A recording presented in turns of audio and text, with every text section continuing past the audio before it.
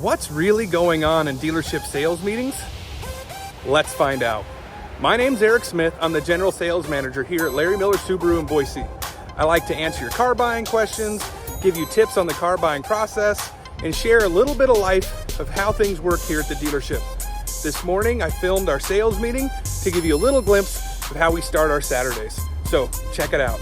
So, we all know, great day yesterday. Sold a lot of cars, probably our best Friday in maybe 2024. So let's give ourselves a round of applause. Keep the momentum going for today. Oh, Ken, you gonna miss out on this one? Hey, let's get him. Guess first, help him out. So, we've also set ourselves up really well for success today. A lot of appointments, and we have a lot going on, okay? We're gonna do something a little different than what we normally do, which is I really want us to be focused on hospitality, right? We all went to guest-centered training. We talked a lot about Chick-fil-A, Ritz-Carlton. There's this restaurant in New York, 11 Madison Park, right? Since that time, I've read all the books about the Ritz-Carlton. I've read all the books about Chick-fil-A. I've read all the books about 11 Madison Park and that series of restaurants that even includes Shake Shack, right, which is their, let's say, easy to reach restaurant, but still really good stuff. And what I've learned from doing that is the difference between service and hospitality. And I think we're on the razor's edge. Service, we do very well. For us, our business, service is pulling cars up for people to look at, taking them on test drives, filling out the paperwork correctly, evaluating their trades, telling them thank you, and sending them home their new car. We're really good at it. I think we might be the best in town at it, right?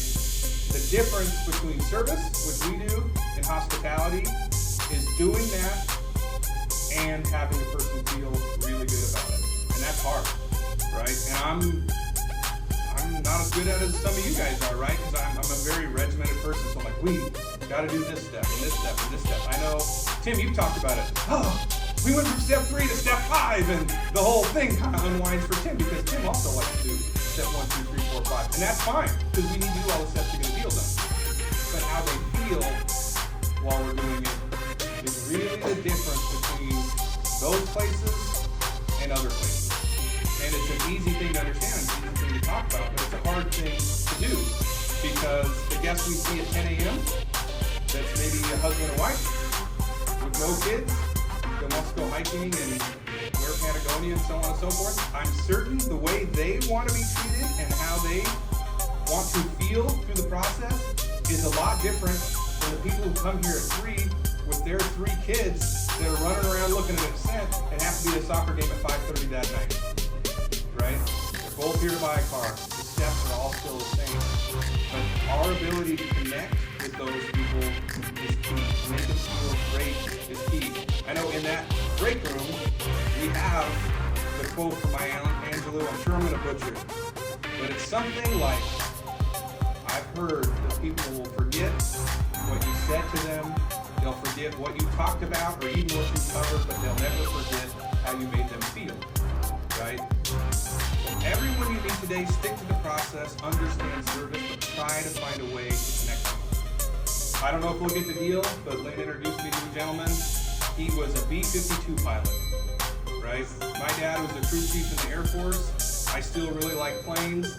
I don't know if we'll get that deal or not, but we didn't waste our time talking about planes. I like planes. We talked about planes. He flew a lot of the planes that I grew up around, right? My dad was a crew chief, F-102s, F-4 Phantoms. This dude flew all of those things, right? And knew all about them, and I still watch planes and they fly around, right? So we made a little connection. It may not make that deal, but we were a little more connected, right? I was really fortunate enough. I think Lynn actually helped me with this one too. I've been working for a couple weeks with a family whose daughter lives here, took a job in Idaho, was remote from New Jersey, then came to actually work at the facility here. Mom and Dad still both live in New Jersey. So the car, it was tough to find a registration because she didn't have a permanent residence here, but she's going to live here. So for 2 weeks, the mom was concerned. We kind of worked our way through it. We taught her how to get an address, get a bill with that address on it, and then help her buy a car. But then the concern is also having her daughter live 2,000 miles away. Right? She's a young adult. She's probably mid-20s. That family was awesome, but the way we were able to connect, and it's true, right? I gave my cell phone number and he said, hey, I know what it's like to have a family member or a kid a long ways away from home, right? Yes, that's right. And we all want to meet the cake boss when we're in New Jersey, right? But the connection there is your daughter's in a safe car. And if push comes to shove, this is my personal cell phone number. If someone needs to help, I know what that looks like. For real, call me. I might not be your first choice, but if there's no one in Idaho that can help, I'll help. Right? She needs a jump, she gets a flat tire, or whatever, call.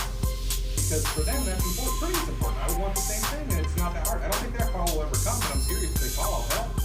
Right? It's a long ways away. Everyone has their little thing. Let's find out what that little thing is. I'm telling you, some of the stuff we're doing. Do you want a water?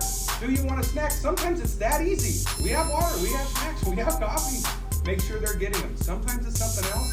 Just challenge you to listen and see if we can find out what that thing is. I've seen you guys, the goofy little ones. People love the bow, right? We use the bow sometimes, it's cool. Tim, the other day, the photo, right? The photo is cool. People want to be excited. Help them be excited. Help where we can. I think, what was it, a Mother's Day or birthday, Steve, where we did the whole deal, kept the whole thing under wraps so she could come back shopping for a car, and it was already done. Right? Was that Mother's Day or birthday? What was it? Mother's Day. Right? And it was great. He keyed in. I know I don't like to hold cars, but right, it was easy to make those people feel really special. Let's make an exception, because he's like, hey man, I can't have $35,000 disappear out of my account without my wife asking some questions. He's like, we said, I went golfing. So do what you can, but really, and if it's something we can do and it's within our grasp, let's do it. But you have to be able to suss some of that stuff out. It's not easy. So just listen, pay attention, right? And we'll have a great day. That's it. Let's go have a great day.